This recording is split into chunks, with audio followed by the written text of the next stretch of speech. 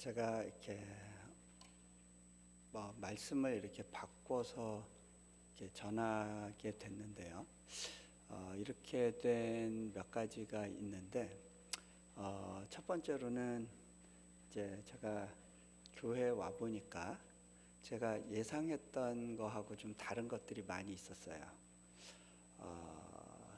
저는 그러니까 제가 갖고 있었던 이 교회가 이럴 거다라는 생각에 비해서 제가 이렇게 와서 보니까 뭐 이렇게 얘기해 주신 분은 없었어요. 제가 금요일 날 오자마자 말씀 전하고 그리고서는 이제 여러분들 보면서 이제 오는 어떤 느낌들이 있는 거예요.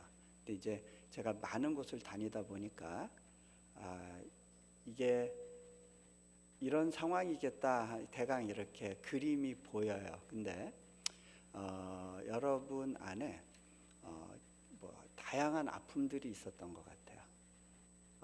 여기 커네티컷 오기 전부터 있었던 아픔들이 있었을 거지만 그 부분이 어떻게 보면 교회에서 한 10여 년간 여러분에게 영적인 성장이 일어나지 않고 굉장히 침체되고 메말라 있고 어떤 면에서는 이렇게 버티는 신앙이라고 할까요?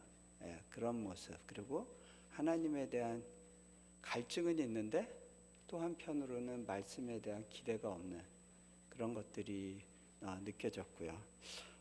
참 이렇게 귀한 마음도 있고 하나님의 사랑을 갈구하는 그런 마음의 심령도 있지만 또 한편으로는요, 그게 이렇게 마음속에서부터 이렇게 터치되고 열매 맺지 못하는 중요한 이유가 하나 있는 것 같아요. 그 많은 그 교회 어려움의 시기를 지나면서 여러분들의 마음이 또 강팍해진 부분이 있어요. 마음이 강팍해지면 나타나는 현상이요, 권위를 인정하고 싶어하지 않아요. 권위주의는 굉장히 나쁜 거지만 교회는 권위의 기초에서 세워지게 됩니다. 말씀의 권위에 의해서. 그런데 그 권위를 부정할 경우에, 그리고 그거를 이렇게 피하고 싶고 그럴 경우에는 각자의 보이스는 많은데 그 공동체 안에 질서가 세워지지 않습니다. 그러면 각자 헌신의 마음은 있지만 그것이 하나의 어떤 방향성으로 나타나지 않게 되고요. 사사기 시대에서 그 표현된 대로 각기 제 소견대로 옳은 대로 행했다고 하는, 제 소견에 옳은 대로 행했다고 하는 그런 모습이 교회 안에 있게 됩니다. 그러면 교회는 영적으로 침체되고요, 잠을 자게 돼요. 여러분 안에 그 권위에 순종하며 또 그것을 세워가고자 하는 열심히 다시 일어나기를 제가 좀 축복하고 이제 또 소망합니다. 그게 안 되면 여러분의 교회가 이 땅에서의 존재 이유에 맞춰서 살아가지 못하게 될 거라는 생각이 있어요. 그래서 아무 강사나 와서 이런 이야기 안 합니다. 저는 가진 게 없고 잃을 게 없기 때문에 이런 얘기를 할 수 있어요. 그리고 여러분들한테 바라는 게 없기 때문에 이런 이야기를 이제 편안하게 할 수 있습니다. 자, 제가 여러분은 잘 모르시겠지만 제가 나름대로 말씀 본문을 바꿔가면서 이렇게 지금까지 오면서 하나님이 이 세 가지를 이야기하셨구나라는 생각이 듭니다. 어떻게 보면 이제 누가복음의 기초에서 첫날에는 믿음에 대한 이야기를 했고요, 둘째 날은 사랑에 대한 이야기를 했다면 오늘 이 마지막 시간에는 소망이라는 내용을 기대라는 제목에 담아서 여러분들하고 나누려고 합니다. 자, 여러분 가운데는 여전히 말씀에 기대가 없는 분들도 있을 수 있겠지만 여러분들이 오늘 이 가운데 잘 주목한다면 하나님께서 여러분에게 주시는 좋은 선물이 있을 거란 생각을 합니다. 잠깐 같이 기도합니다. 하나님, 오늘 이 시간 가운데 또 우리에게 주어진 또 한 번의 기회 속에서 하나님께서 우리를 위하여 주시고자 하는 것들이 또 충분하게 주어지게 하시고 우리 안에 그 말씀에 대해 기꺼이 반응하고자 하는 아름다운 열정을 부어주시길 원합니다.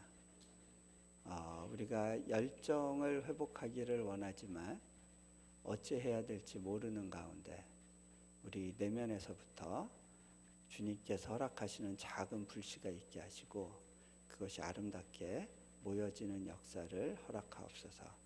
우리 주 예수 그리스도 이름으로 기도합니다. 아멘. 오늘 말씀이요, 여러분들한테 좀 익숙한 말씀이죠. 그래서 좀 이렇게 쉽게 넘어가는 그런 경우들이 있을 수 있을 것 같아요. 그런데 이 말씀이 굉장히 중요합니다. 왜 그러냐면요, 예수님께서 여리고 지역에서 이제 예루살렘으로 들어가시는 그 근간에 이 말씀을 하세요. 이제 예루살렘에서는 일주일 정도 예수님께서 사역하시고 그리고서 이제 십자가 지시고 이제 부활하시고 승천하시게 되는 이제 그런 과정이 남아 있어요. 그 가운데 예수님께서 앞으로 일어날 일에 대해서 마지막으로 제자들에게 당부하는 메시지가 오늘 메시지입니다.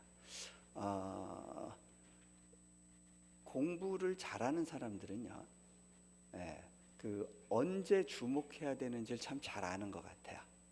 주로 시험 바로 전 시간, 그 요약 정리 시간은 굉장히 중요한 시간입니다. 그렇죠? 오늘의 예수님의 말씀은 그런 내용이라고 보시면 됩니다. 제가 언어도 여러 개 배우고 그 공부를 하여간 공부 복이 되게 많아요. 그래서 심지어는 인도네시아 가서도 인도네시아어를 배우기 위해서 그 나이에 1년 동안 이제 대학교 들어가서 인도네시아어 공부를 했는데요. 저는 말을 잘 못해요. 그 한국말 되게 느리잖아요. 그죠? 빠르게 안 나가죠. 근데 영어는 더 느리고요. 그 외 언어들은 더 느리게 나와요. 뭐 이게 막 어기사가 많이 붙어요. 뭐 이러면서. 근데 말은 느린데 그거에 비해서는 시험 성적은 상당히 좋았던 걸로 기억해요. 네, 그 이유가 뭐냐면요. 제가 그 남들에 비해서 성적은 굉장히 좋았던 이유가 그 선생님의 마음이 다 읽혀요. 그러니까 어떤 문제가 중요할지 어떤 경향으로 출제가 될지 그게 읽히는 거예요. 그러면 성적이 좋게 나와요. 근데 그게 그 요령이고 지혜인 것 같아요. 근데 신앙생활도 그런 부분이 일부 있지 않나. 좀 머리를 쓸 필요가 있는데요. 이게 어떤 머리냐면 뭐가 중요한지를 알아서 그 중요한 거에 집중하는 거예요.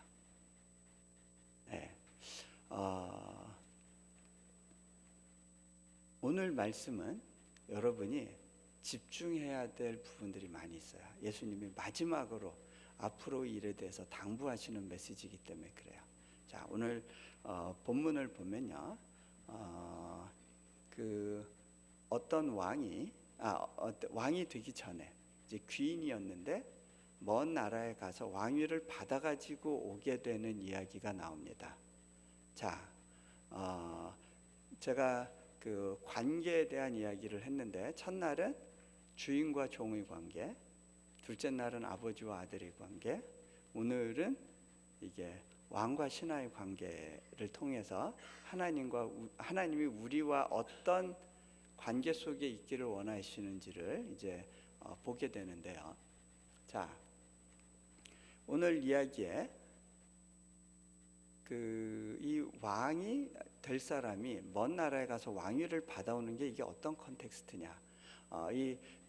한국사에서는 좀 이런 상황이 없죠. 근데 고대 근동 지방은 이제 제국의 질서에 의해서 이제 그 지역이 다스려지던 때입니다.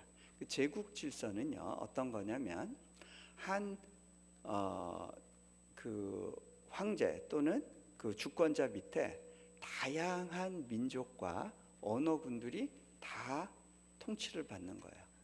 근데 그러다 보면 이제 언어가 다르고 아주 독특한 문화를 갖고 있는 사람들한테는 이제 총독을 파견한다기보다는 이제 황제가 바로 임명하는 총독이 온다기보다는 거기에 이제 자율적으로 통치권이 허용이 돼가지고 그 현지의 유력자를 세워서 그 사람에게 왕위를 주고 이제 계승하게 하는 그런 것을 이제 분봉왕 제도라고 하는데, 예수님 당시에 이제 헤롯이라는 이름의 왕이 있었죠. 이런 사람들이 다 분봉왕인 겁니다. 로마 제국하에서 임명받았지만 또 그 자식들한테 계승이 되어지는, 왕위가 계승되어지는 이제 그런 독특한 구조를 갖고 있는데, 이제 그런 정치적인 상황을 배경으로 해서 예수님께서 오늘 이 비유를 말씀하고 계세요. 여기에 보면요, 문화 비유가 나옵니다. 자, 이 문화 비유하면 이제 비교하기 좋은 하나의 비슷한 주제가 있는데, 비슷한 비유가 있는데, 그게 마태복음에 나오는 거예요. 거기서는 화폐 단위가 뭐로 나오죠? 달란트로 나옵니다. 자, 이 달란트는 금이나 은을 세는 단위예요. 그리고 이게 굉장히 큰 화폐 단위입니다. 네. 문화하고 좀 다른데, 일단 달란트는 금 32kg입니다. 금의 경우에.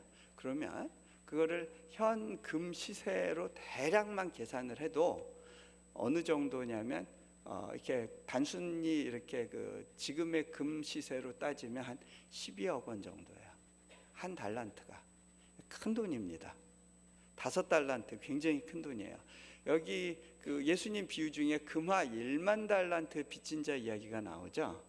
이거는요 국고를 탕진한 케이스입니다. 진짜 한 국가의 예산이 10,000달란트가 안 되는 경우가 많았어요, 그 당시에.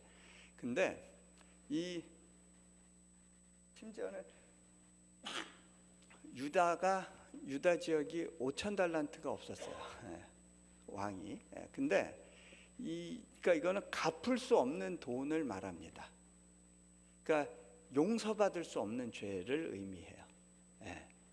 자, 그런데요, 10,000달란트, 이 5달란트, 2달란트, 1달란트 굉장히 큰 단위예요. 그거에 비해서 문화는 노동자의 한 석 달치 정도 임금, 한 100일치 정도 임금에 해당합니다. 그러니까 그렇게 큰 단위는 아니에요. 자, 근데요, 이 문화의 비유와 달란트의 비유가 이제 차이가 나는 부분이 어디에 있느냐면, 달란트 비유에서는 5달란트, 2달란트, 1달란트 각각 다른 양을 나눠줘요. 그런데 문화 비유에서는요, 10명의 종에게 똑같이 한 문화씩 나눠줍니다. 그러면 여기서 이 비유하는 대상이 다르다는 것을 좀 느끼실 수 있을 겁니다. 한국에 보면 흙수저, 금수저 이런 표현이 있는데요. 저는 굉장히 싫어하는 표현이에요. 교회 안에선 그런 표현 안 썼으면 좋겠다 싶어요. 왜냐하면 크리스찬들은 기본적으로 금수저의 운명을 갖고 있어요. 크리스찬이라고 하는 건 금수저의 운명이 있는데, 하지만 이 땅에서 사는 모습 가운데는 흙수저적인 모습도 이렇게 받아서 살아가야 되는 거예요. 자, 근데 이 사람마다 각각 다르게 받고 태어나는 게 있어요. 그렇죠? 미국에서 태어난 사람하고 한국에서 태어난 사람하고 인도네시아에서 태어난 사람하고 각각 받은 환경이 달라요. 그런가 하면 저희 집에 이 4명의 아이들이 성격과 식성이 다 달라요. 좋아하는 게 달라요. 앞으로 전공하고 싶은 게 다르고 가고 싶은 길이 다 달라요. 예. 한 배에서 나도 똑같은 아이가 없어요. 심지어는 쌍둥이도 똑같지 않아요. 그렇죠? 자, 다른 것을 받고 태어난다. 그 다른 것에 포커스가 맞춰질 때 이게 달란트가 되고요. 그런데 우리가 똑같이 하나씩 받는 게 있어요. 그죠? 한 인생, 한 기회. 여러분은 한 나라를 받았어요. 그렇죠? 동시에 두 나라에서 살 수 없어요. 자, 그리고 또 뭘 받았어요? 한 교회를 받았어요. 한 부모를 받았어요. 한 가정을 이루어요. 예, 이게 예외가 생기면 이게 불행해지는 거예요. 그죠? 예, 자, 한 아내, 한 남편, 한 은혜. 그렇죠? 예. 목사님이 한 명이에요. 2명이면 또 골치 아프죠? 예, 담임 목사님 한 명이고요. 예, 우리가 한 곳에서 예배드려요. 예, 그리고 똑같이 지금 이 부흥의 하나의 기회를 다 받아요. 자, 이런 것은 문화에 해당돼요. 자, 근데 이 문화가 의미하는 중요한 포인트를 제가 말씀의 마지막에서 다시 정리를 해드릴게요. 여기 그 이제 주인공들이 나오는데, 자, 10문화 남긴 사람이 나오고요, 5문화 남긴 사람이 나오고요, 1문화 그냥 수건에 싸서 묻어둔 사람이 나와요. 근데 여기서 주인공이 누굴까요? 10명의 종 중에 이제 3명이 대표 주자로 나왔는데 이 중에 주인공이 누굴까요? 예수님이 누구 때문에 이 이야기를 하고 계신 걸까요? 네, 1문화 묻어둔 사람. 이 사람이 오늘 이야기의 포커스예요. 자, 근데 이 사람이 왜 그 1문화를 묻어둬야 됐을까요? 여기에 본문의 힌트가 나와요. 뭐라고 돼 있냐면 이 주인에 대한 분노가 있었어요. 그 주인에 대한 두려움이 있었고요, 불편함이 있었어요. 그게 뭐예요? 오해예요, 오해. 자, 뭐라고 이야기하느냐면 당신은 엄한 사람입니다. 당신은 나한테 좀 각박한 분이었습니다. 또 뭐라고 얘기해요? 당신은 심지 않은 곳에서 거두는 사람이라고, 두지 않은 곳에서 취하는 사람이라고 얘기를 해요. 그 얘기는 뭐예요?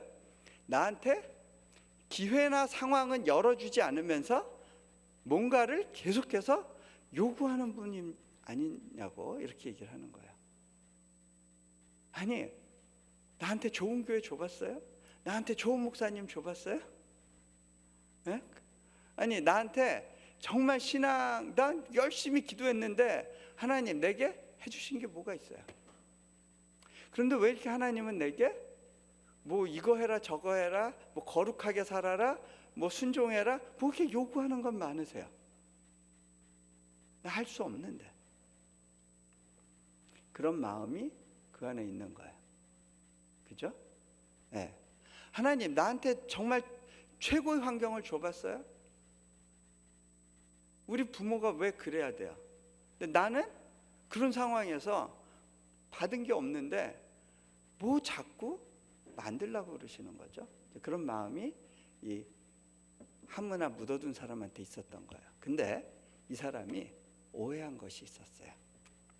주인이 그 1문화를 왜 맡겼는지를 오해했어요. 자, 이 주인의 관심은요, 얼마나 많은 문화를 남기는가에 있지는 않았던 것 같아요. 뭘 보면 알 수 있냐면요, 그 첫 번째 종이 10문화 남겼습니다 했을 때 뭐라고 답을 주냐면, 네가 지극히 작은 것에 충성하였으므로. 지극히 작은 것. 자, 주인이 볼 때는요, 1차적인 관심이 문화를 얼마나 많이 남겼나에 있지 않았어요. 내가 종들한테 문화를 맡겨서 그걸로 장사하게 해가지고 내가 부자 되어야겠다, 이 종들을 부려서 내가 부자 돼야지 라는 마음 때문에 이 문화를 맡긴 게 아니라는 거예요. 그 문화를 맡긴 이유가 뒤에 나와요. 열골 권세를 차지해라. 그 얘기는 뭐냐면요, 이 주인이 이제 왕위를 받아가지고 오려고, 그 얘기는 뭘 의미하는 거야? 예수님께서 천국에 가셨다가 다시 이 땅에 재림해서 이 땅의 통치주로 오실 것에 대한 비유로 말씀을 하시는 거예요. 그죠? 그런데 내가 왕위를 받아가지고 올 텐데 나와 함께 이 땅을 다스릴 통치자가 누굴까? 이 통치자를 세우는 일에 대한 관심이 있었어요. 그래서 종들에게 문화를 맡겨본 거예요. 10골 맡길 자, 5골 맡길 자를 찾는 거예요. 그것이 주인의 마음이었어요. 자, 여기서 이 문화라고 하는 단어는요, 이 종말의 의미, 심판의 의미가 담겨 있어요. 이 문화라는 단어를 굳이 예수님이 사용하셨는데, 이게 종말의 의미가 있다는 건 어떤 의미냐? 이게 아람어에서 왔는데요, 이게 달아본다는 뜻이 있어요. 달아본다, 심판의 메시지. 이게 어디에 등장하느냐면 성경의 다니엘서에 보면요, 이 단어가 나와요. 다니엘서에 벨사살 왕이 그 잔치를 벌이는데 교만해져 가지고 이 예루살렘 성전에서 가져온 집기를 가져다가 거기다 술 따르게 하죠. 그때 하나님께서 심판주로서 그 심판의 메시지를 주시기 위해서 손을 보내세요. 손이 나타나서 벽에 글씨를 쓰죠. 그때 뭐라고 썼는지 혹시 아세요? 네, 그렇죠. 메네 메네. 그게 달아본다는 얘기예요. 문화하고 같은 단어예요. 이게 아람어로 쓴 거거든요. 예, 바벨론 궁정에서 이제 아람어로 글씨를 쓰는데, 그래서 사람들이 처음에 못 알아봤겠죠. 달아보고 달아보았다, 기준 미달이다, 대결, 우바르신, 나뉜다. 그러니까 나라가 나뉠 거라는 그런 의미예요. 자, 심판의 메시지가 그 안에 있어요. 예수님이 그래서 의도적으로 이 문화라는 단어를 쓰신 것 같아요. 자, 뭐를 심판하느냐? 우리가 통치자로 준비되어 가는가를 보시는 거예요. 자, 근데요, 이게 어떤 의미일까? 제 얘기를 좀 해드릴게요. 제가 인도네시아에 갔을 때 사역이 일어나는 것을 좀 보기가 어려웠어요. 그냥 버텼어요. 한 2, 3년 기다려야 됐고요. 이 땅은 아무런 돌파가 없을 것 같이 느껴졌어요. 이 이슬람 땅에 한번 가보시면요, 그 땅이 갖고 있는 어떤 무게가 있어요. 거기다가 이 나라는 외국인이 뭐 옴치고 뛰지 못할 정도로 이렇게 꽉 묶어놨어요. 그래서 지사장들의 무덤이라는 별명이 있어요. 예, 우리 한국 회사들도 가서 기다리다 진이 빠져서 철수하는 경우들이 참 많아요. 한때 굉장히 어렵게 만들어서 사람들을 쫓아내고 힘들게 하고 그러다 보니까 거기서 뭘 한다는 게 참 불가능해 보였어요. 그러던 시기에 이제 급기야는 저희 비자가 연장이 안 되게 됐어요. 갑작스럽게 이제 한국으로 철수해야 되는데 언제 다시 인도네시아로 들어갈지 제가 기약을 할 수 없었어요.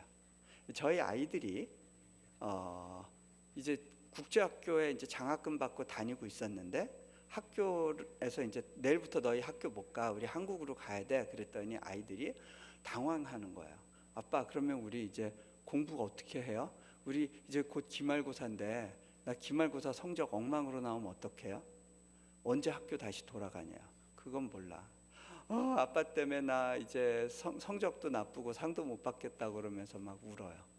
예, 공부하기 싫다고 그럴 땐 언제고.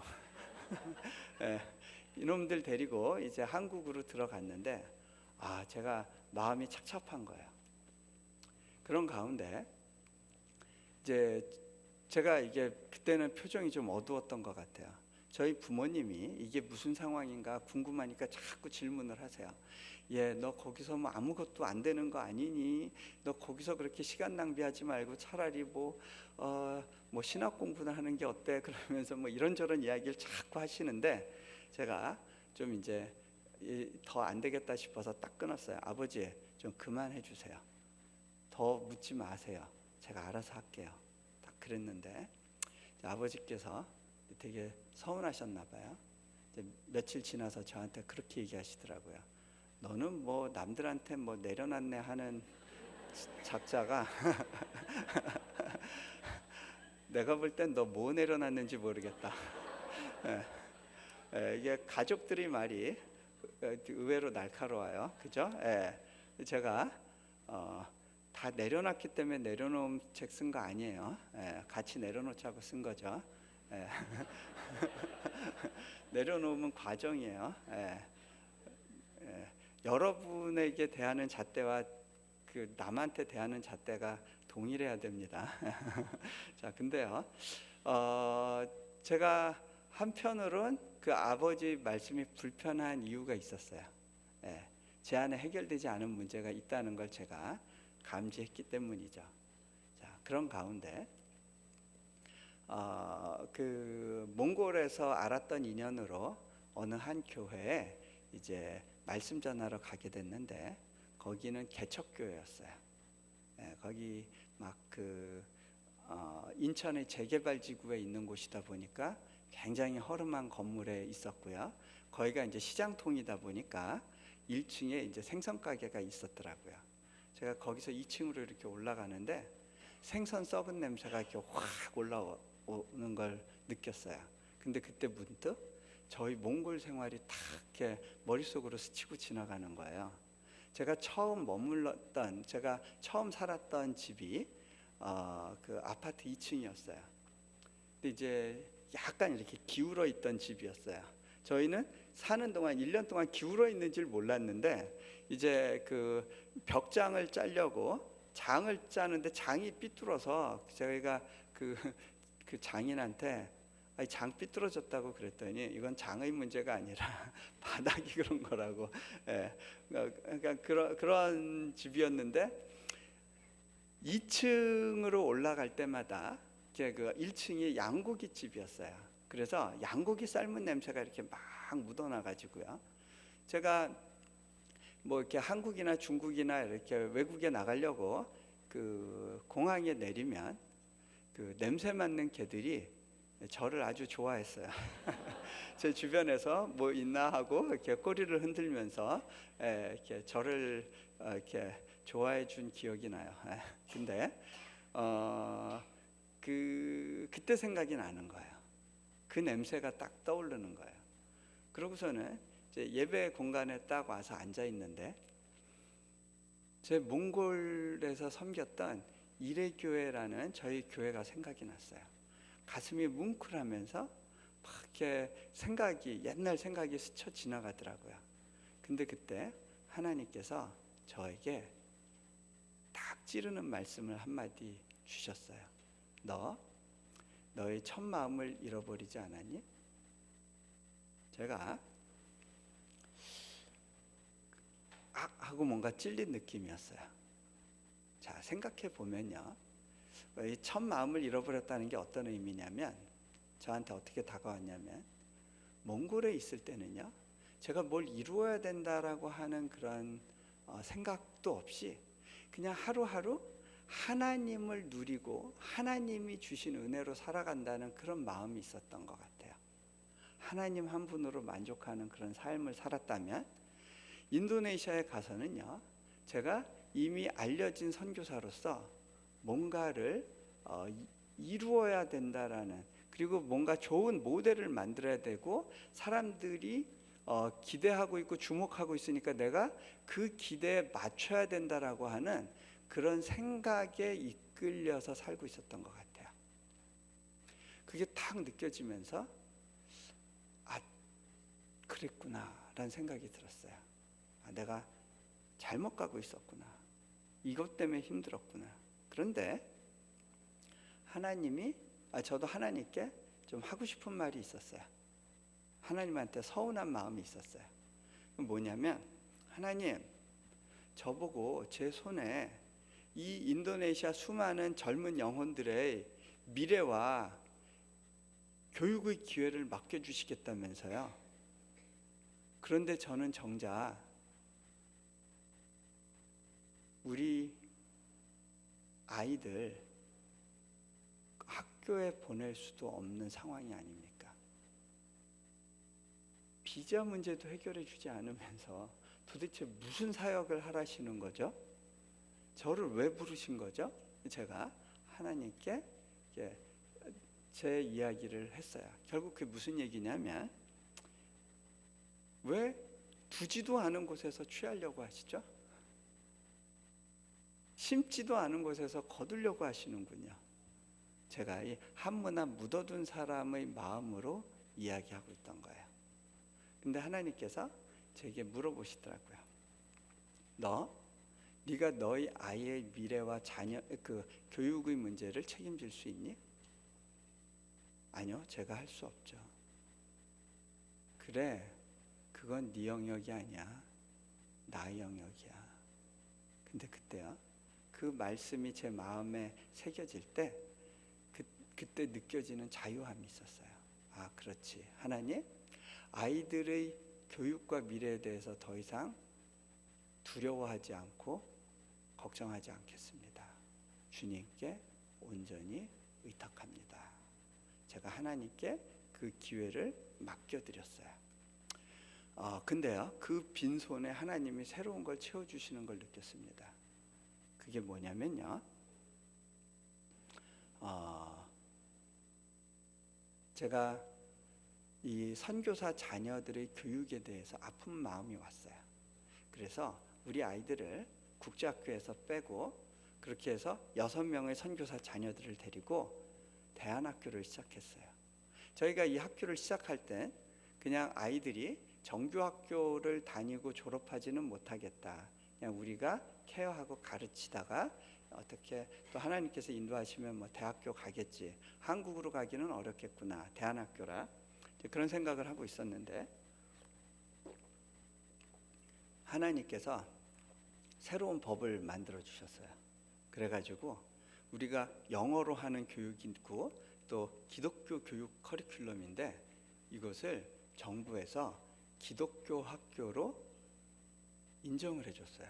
새로운 법이 나와가지고 외국인이 운영하는 학교고, 그 작은 학교, 그 영어로 하는 학교인데 내셔널 커리큘럼을 쓰지도 않는데 정규 학교로 등록을 시켜준 거예요. 그리고 지금은 이제 현지인 자녀들이 와서 교육할 수 있는 그런 학교로 하나님이 성장시켜 주셨어요. 네. 기적이 일어난 거예요. 자,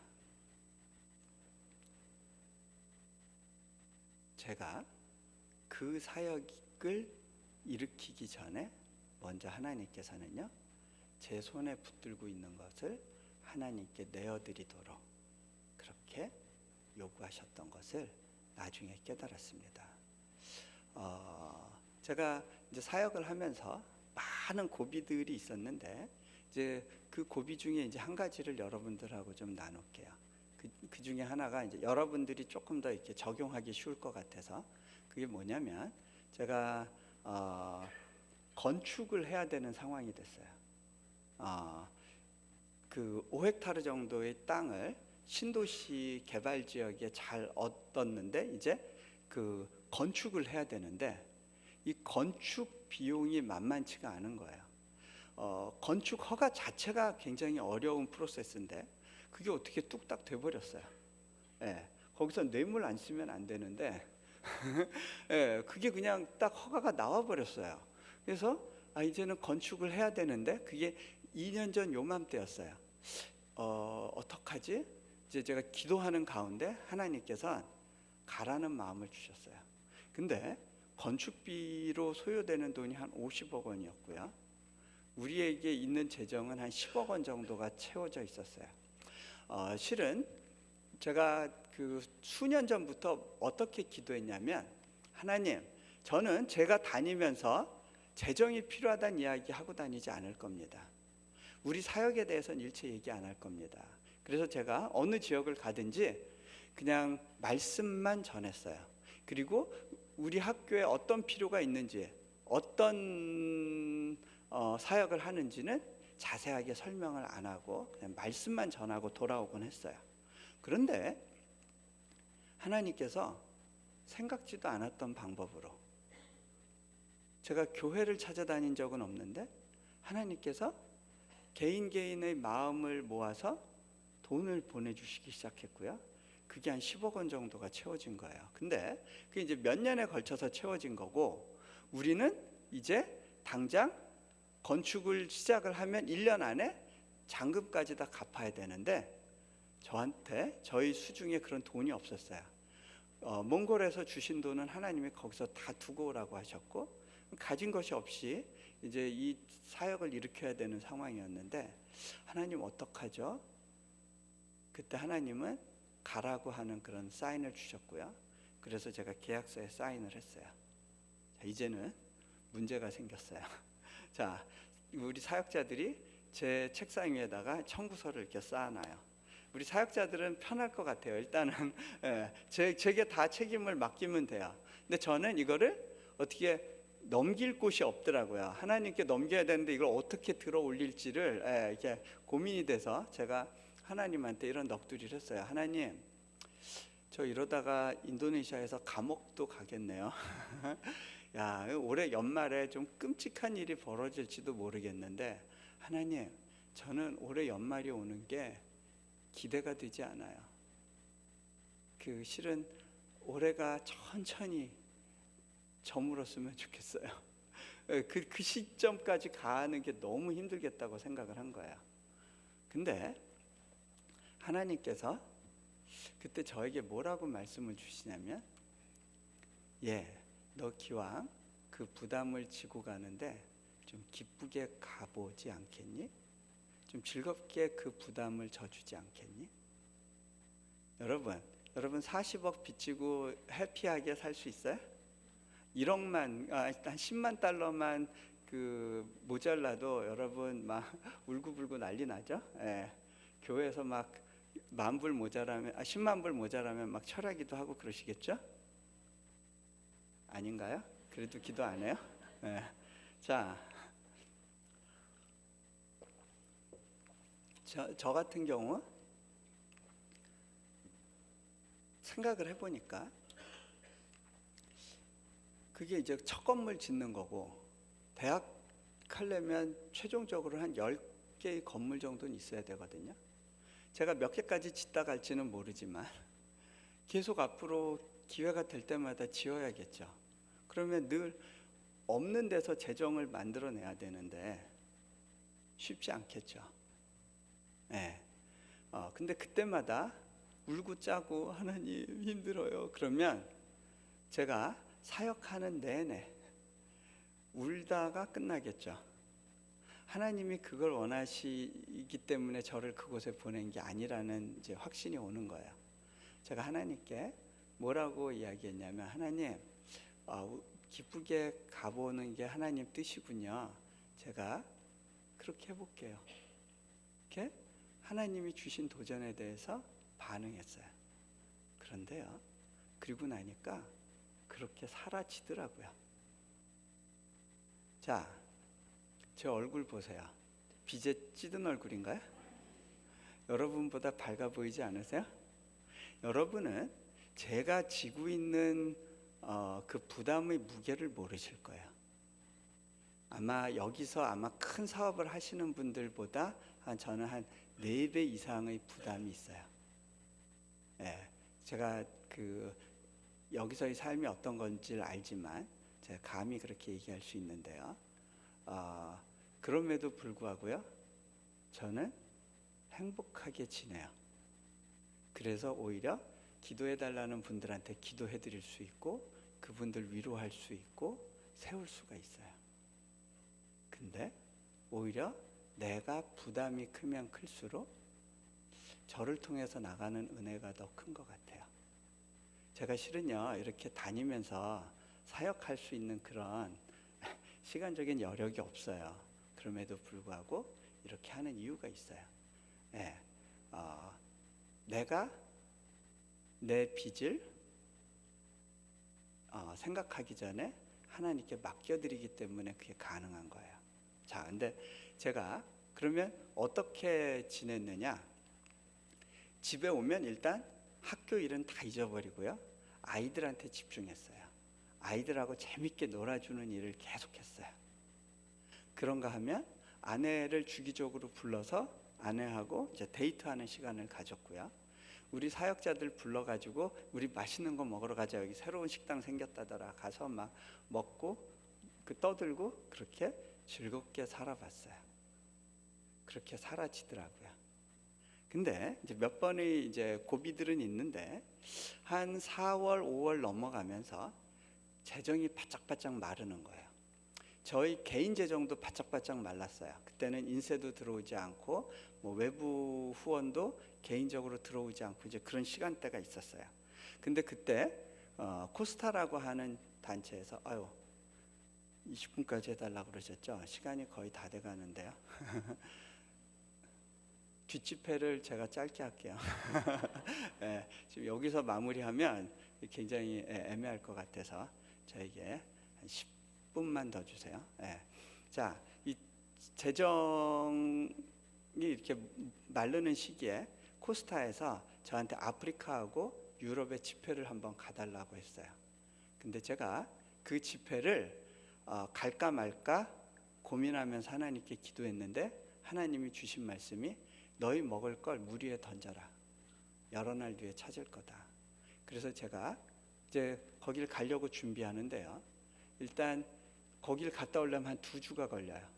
근데 그 당시에 하루에 10,000불씩 필요했어요. 평균적으로 하루에 10,000불씩 모아야 되는 상황인데 아프리카나 유럽은 돈 나오는 데는 아니에요. 오히려 제가 비행기 표값 내서 가야 되는 거예요. 없는 재정에 이제 제가 크레딧 카드로 결제를 했어요. 근데 이제 한국 카드로 결제하고 그 돈을 이제 메꿔놔야 되는 거예요. 가까스로 이렇게 대강 메꿔놨다고 생각을 했어요. 근데 자동 결제되는 몇 가지 내역이 있는데 매달 결제되는 그 내역에 대해서 제가 신경을 못 썼어요. 그래서 실은 갖고 있는 돈보다는 실은 원래 결제돼야 되는 액수가 큰 거였어요. 그럼 이제 마이너스가 되는 건데, 마이너스가 될 수도 있다고 생각하는 분들이 있을 거예요. 나는 늘 크레딧 카드 마이너스로 사는데 하시는 분들이 있겠지만 저는 그게 문제가 돼요. 왜냐하면 하나님이 이때까지 제가 재정과 계좌를 하나님께 맡기고 나서 한 번도 제 계좌를 마이너스로 만드신 적이 없었어요. 마이너스가 되는 거 이게 하나님 위신 문제인 거예요. 물론 잘못은 제가 잘못한 거지만. 자, 그런데 거긴 돈 들어올 데가 없는 계좌였어요. 근데 이제 여러 날 지나서 이제 은행 계좌를 열어봤는데 크레딧 카드 결제액이 딱 눈에 들어오는데 이렇게 큰 액수였어? 그럼 마이너스겠네 하고 밑을 봤는데요, 아직 플러스예요. 어떻게 된 거야? 여긴 돈 들어올 데가 없는데 하고 이렇게 찾아봤는데 크레딧 카드 결제되는 그날 어떤 돈이 들어왔어요. 이 돈이 어떻게 들어왔지? 제가 이렇게 막 생각하기 시작했어요. 생각해 보니까 몇 달 전에 신앙계란 잡지에서 글을 써달라고 청탁을 했는데 제가 그게 어떤 글이냐고 물어봤더니 이제 간증이라고 그래서 또 간증 써? 안 할래 그러고 제가 근데 안 쓰겠다고 답했다고 착각을 하고, 그리고 이제 시간이 지난 거예요. 이제 마감 날이 돼가지고 원고 어떻게 됐냐고 이제 물어보는 메일이 왔어요. 내가 답을 안 줬었구나. 어떡하지? 이제 이미 늦었어요. 그날 밤에 막 그 밤잠 안 자면서 눈물을 머금고 이렇게 원고를 써가지고 보내준 적이 있는데, 그거 원고료가 크레딧 카드 결제되는 그날 들어왔어요. 근데 제가 막 웃음이 나오더라고요. 하나님이 저한테 받지 하시는 것 같았어요. 그래서 제가 웃으면서, 하나님, 제 계좌를 굉장히 특별하게 관리해 주시네요. 저희 건축 계좌도 관리해 주시는 거 맞죠? 네, 제가 그러고 넘어갔어요. 자, 근데요, 아프리카 가 있는 동안에 미국에 계신 한 집사님, 제가 뭐 잘은 모르지만 몇 번 왕래가 있었고 후원을 하신 적이 있었던 집사님인데, 그분이 저한테 메일을 보내셨어요. 선교사님, 제가 새벽마다 기도하는데 선교사님 사역을 위해 재정이 필요할 거라는 그런 마음이 왔습니다. 선교사님이 지금 그 부분을 놓고 고민하고 있다는 것을 제가 이제 기도 중에 느꼈는데, 재정이 필요하실 것 같아요. 그래서 제가 하나님께 물으면서 이제 아내와 상의를 했는데, 이 숫자가 어떤 의미가 될지 모르겠지만 이제 113이라는 숫자가 이제 제 마음에 있는데, 혹시 113만 불 필요하세요? 하고 물어보시는 거야. 한 13억원 되는 돈이죠. 근데 제가 저 그 돈 필요했어요 하고 이제 답을 보냈어요. 그랬더니 이제 그 재정이 오는데, 그게 이분이 집을 사려고 했다가 내가 집을 사기 전에 그 하나님 나라를 위한 건축을 해야겠다는 마음이 있어서 그 재정을 헌금하신 거예요. 자, 근데요, 그 재정이 들어오니까 이제 계산을 해봤어요. 이제 딱 10억 원 남은 거예요. 근데요, 제가 그걸 보고서 이게 이제 이거 남은 거야? 그런 마음이 들어요. 제가 이제 간땡이가 부은 거예요. 자, 이게 예전에는요, 천불을 놓고 간절히 기도해야 됐다면 어느 시기가 지나니까 이제 만불로 단위가 올랐어요. 이제 공이 하나씩 더 붙어요. 이제는 100만 불을 가지고 이제 기도하는 그런 상황이 됐는데, 그거를 받을만 하더라고요. 근데요, 저는요, 이게 쫌생이 서생 출신이에요. 공부만 하던 사람은요, 이 계산이 안 되는 뭐가 나오면 이렇게 확 위축이 돼요. 이 계산대로 움직여야 되거든요. 근데 저는요, 하나님이 저랑 같이 일하시는 게 불편할 것 같은데, 사업가랑 일하시면 편할 것 같은데, 굳이 저를 불러서 이 어려운 길을 가게 하시는 거예요. 하나님이 더 어려우실 것 같아요. 하나님 저 못해요 이러니까. 근데 그런 저를 끌고서 하나님이 계속 뭐 하시는 거예요? 스트레칭 시키시는 거예요. 그게 뭐예요? 뱁새 황새 만들기 프로젝트라는 거예요. 네. 여러분, 왜 여러분한테 어려움과 부담이 있는지 아세요? 하나님이 이 프로젝트를 진행하시는 거예요. 자, 하나님의 관심이 뭘까요? 제가 그때 나의 관심이 문화가 아니라는 걸 알게 됐어요. 이 과정이 하나님의 통치 훈련인 거예요. 자, 이 통치 훈련을 잘 감당하려면 여러분, 이 재벌가에서 2세를 키울 때요, 진짜 특별한 훈련을 시켜요. 록펠러 가문에서 상원의원 만들려고 얼마나 특별 교육 프로그램을 가동했는지 몰라요. 이 세상에서 이 어떤 기업을 할 때도 후계자를 놓고 오랜 동안 준비를 시켜요. 하나님이 이 땅을 경영하시기 위해서 당신의 사람을 연단하고 훈련을 시키세요. 자, 그런데요, 제가 이 사역 하다가 언젠가 하나님의 부르심을 받겠죠. 근데 그 부르심을 받을 때 뭘 들고 갈 수 있을까요? 잘 지어진 건물 몇 채 들고 가나요? 그건 못 들고 가요. 그러면 제가 쓴 책 몇 권 들고 가나요? 그것도 못 들고 가요. 제가 한 사역 리스트 쫙 적어가지고 그거 들고 가나요? 그런 거 못 들고 가요. 그런데 들고 갈 수 있는 게 있어요. 하나님이 주신 부담을 가지고 씨름하면서 거기서 경험한 하나님, 그분과 나만의 특별한 사연, 스토리, 그리고 그 과정에서 변화된 나의 성품. 아내가 저한테 그러더라고요. 여보, 당신이나 나나 선교지 나와서 굉장한 축복을 받았어요. 제가 여보, 당신이 생각하는 제일 큰 축복이 뭐냐고 물어봤어요. 아, 그건 당신이 옛날보다 훨씬 좋은 사람이 됐다는 거예요. 아내가 그렇게 얘기해주면 그 축복이죠. 그죠? 네. 자,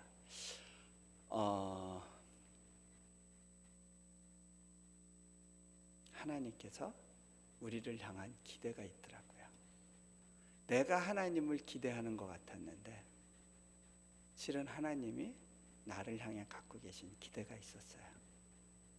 그 기대에 주목할 때 여러분 삶에서 돌파가 일어날 수 있을 거예요. 자, 제가 문화가 뭔지만 정리하고 마무리할게요. 여러분이 받은 문화가 무엇인가? 그건 뭐냐면요, 여러분이 지금 아파하고 있는 문제예요. 하나님, 왜 이거 안 풀어주세요? 왜 이거 안 들어주세요? 하나님, 정말 이것 때문에 내가 너무 힘들어요 하는 문제가 있죠. 다른 건 다 괜찮은데 그거 하나 때문에 눈물 짓는 그 한 가지 문제, 한 사연이 있으시죠? 딱 떠오르실 거예요. 이거 누구에게나 있어요. 그리고요, 왜 그것 때문에 힘든지 아세요? 하나님이 다른 걸로 힘들게 하지 않으시는 거예요. 무슨 얘기냐면요, 남편 때문에 힘들면 적어도 자식들이 위로가 되고요, 자식 문제로 힘들면 그래도 먹고 살 돈은 있거나, 부부간에 좀 이렇게 서로 간에 위로가 될 수도 있어요. 사업이 어려운 경우에는 자녀가 위로가 될 수 있어요. 여러분이 관계의 문제일 수도 있고 여러 가지 어려운 문제들이 있을 거예요. 직장 상사와의 문제일 수도 있고, 시어머니 문제일 수도 있고, 자식 문제일 수도 있고, 이거 하나 때문에 힘들어요. 그게 하나님께서 여러분에게 묻어두신 문화라는 것을 기억하셨으면 좋겠어요. 그것과 씨름하면서 여러분이 성장하기를 하나님이 기뻐하세요. 자, 우리 같이 기도하겠습니다. 자, 눈을 감으시고요. 하나님에 대해서 좀 서운했던 분들이 있을 겁니다. 하나님, 왜 안 도와주세요? 왜 안 풀어주세요? 왜 그것 때문에 힘들게 하세요?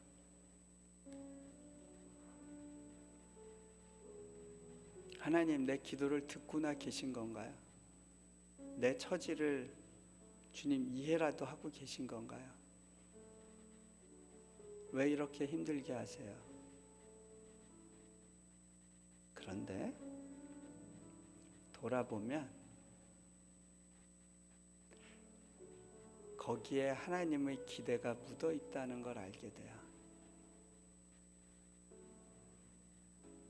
내가 하나님을 기대하고 있다고 생각했는데 그분이 나를 향한 기대를 갖고 계신 것을,